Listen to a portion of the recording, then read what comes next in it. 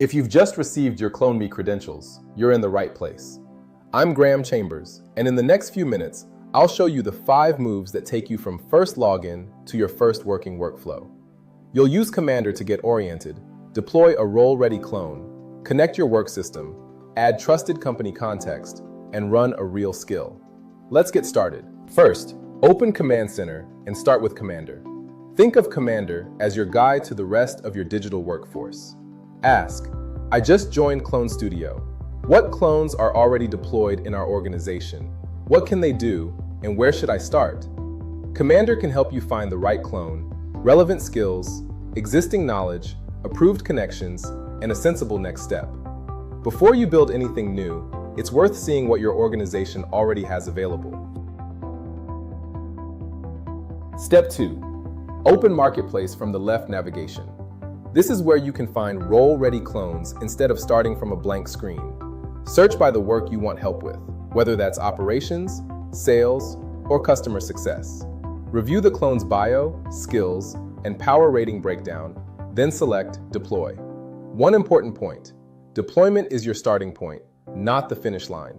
Your clone still needs approved access, business context, and a tested workflow before it is ready for dependable work. Step 3.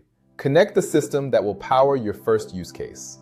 In your deployed clones chat, ask either, help me connect my Google Workspace account and enable the Google operators I need to get started, or help me connect my Microsoft 365 account and enable the Microsoft operators I need to get started. Follow the Secure Provider Authorization. Then, open the clone's Skills tab. Here's the simple way to think about it. Connections are approved doors into your work systems. Operators are the working hands that can use email, calendar, files, documents, and spreadsheets. Skills are the repeatable playbooks that bring those tools together. Only approve the access and enable the operators your first workflow requires. Start narrow, ideally with read-oriented access. Then expand deliberately.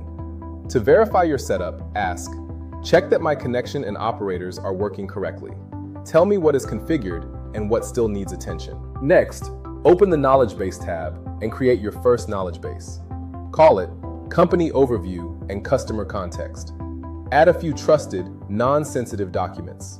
A company overview, product or services summary, customer profile, FAQ, sales deck, or strategy brief.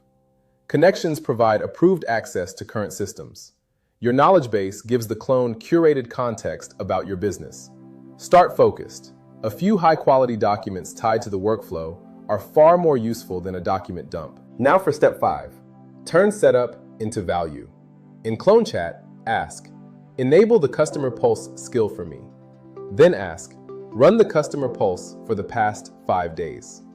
Customer Pulse uses the approved systems and trusted context available to your clone to synthesize recent customer and prospect activity into a focused update.